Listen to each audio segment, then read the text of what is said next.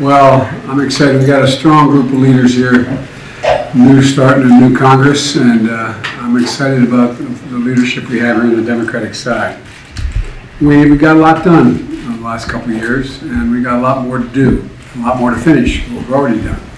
And we've already made some real progress on the economy, on inflation, and a number of other things. Foreign policy is we've united the West in a way that hadn't been in a while, including bringing in Japan and other Asian countries, has invested in Ukraine's future. And Americans are starting to feel the effects of some of the laws we passed, and we have, and only now going to be going into effect. Like I said, the press has heard me say this before.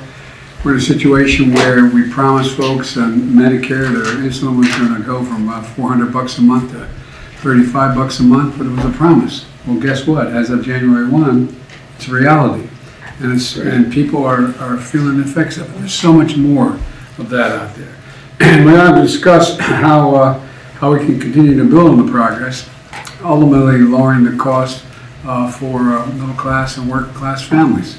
You know, we've talked a lot about this around the table with folks here, that I decided this time out, I think you all are in the same boat. I want the wealthy to continue to be able to do well, but look, I'm tired of trickle down economics. I want to build this economy from the bottom up and the middle out. When that happens, poor folks have a shot, middle class does well, and the wealthy never get hurt. They're doing just fine. So we also want to talk about the extreme Republican economic plans. Apparently they're generally serious about cutting Social Security, cutting Medicare, and I love their 30% sales tax. We want to talk a lot about that. But look, I have no intention of letting the Republicans wreck our economy, nor does anybody around this table, in my view. And again, we're going to speak about continuing our support for Ukraine, and it's an idea that has bipartisan support, like some of what we passed had bipartisan support. And so we're going to speak about nominations going forward quickly. And also, finally, our hearts are with the people of California. They've been a rough couple of days. I just got back from spending time with Gavin Newsom and the floods and the devastation that occurred. And then on top of that, we see what's happened in California and what's happened to the Asian American community. It's been devastating.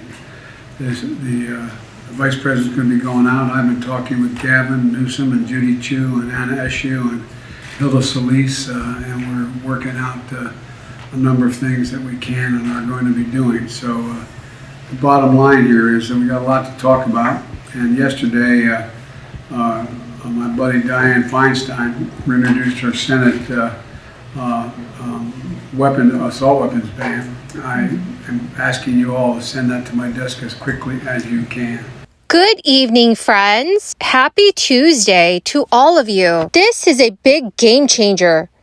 Several guaranteed monthly income programs have just been put forward, and negotiations are beginning on these new automatic recurring checks. Some low-income households may be eligible to claim as much as $1,000 a month from the federal government to help them with the rising costs of living. Friends, please make sure that you watch until the end of this video to hear about all of these details.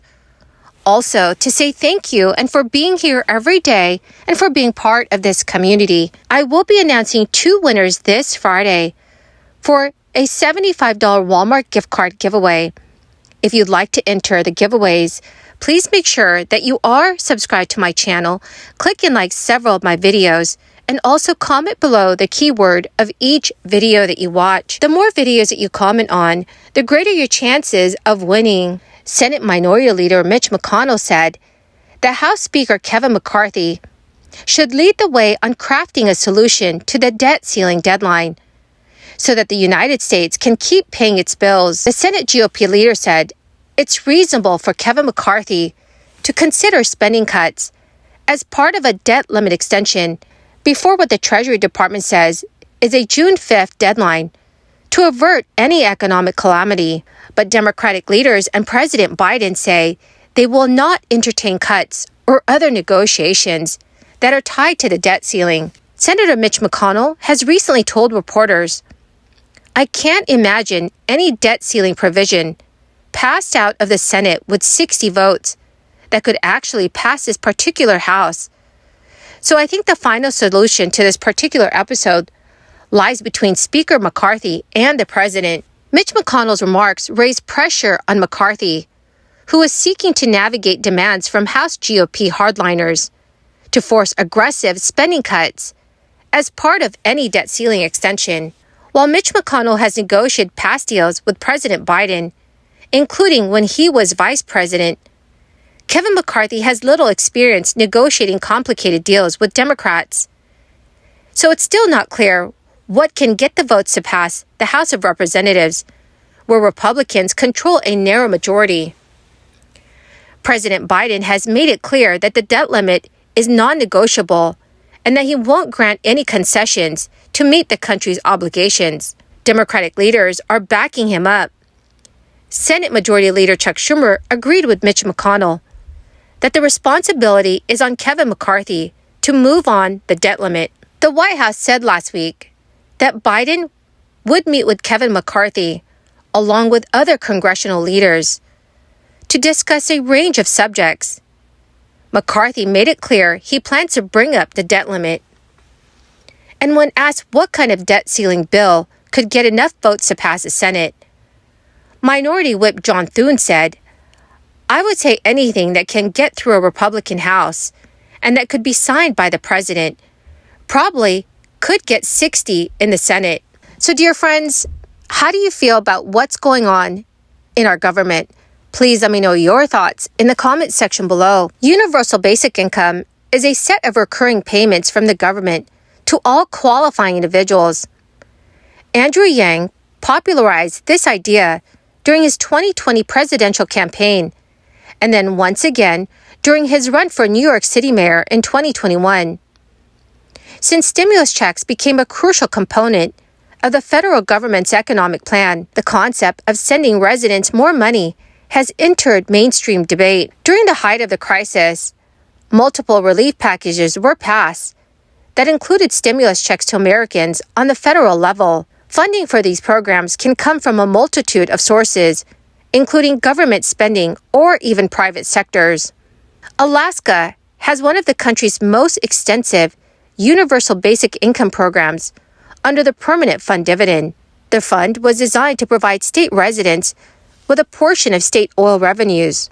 Last year, the Permanent Fund Dividend, in combination with a one-off energy payment, was worth $3,284.